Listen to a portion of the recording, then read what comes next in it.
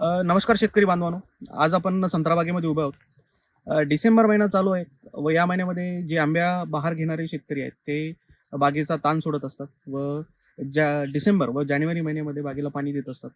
अशा अवस्थेमध्ये बागेत ओलावा निर्माण होऊन फायटोप्थरा ही जी काही संत्रा पिकासाठी घातक असलेली बुरशी, हिचा संसर्ग व याची संख्या जमिनीमध्ये वाढण्याची शक्यता वाढते.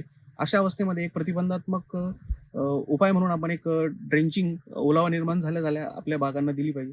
त्यामध्ये तुम्ही कॉम्बॅट व सुडो हे 2 जैविक घटक वापरले पाहिजे, जे की जैविक बुरशीनाशक आहेत आणि याच्यासोबत एक जैव उत्तेजक जो की ताबा ड्रिप म्हणून मार्केटमध्ये ओळखला जातो.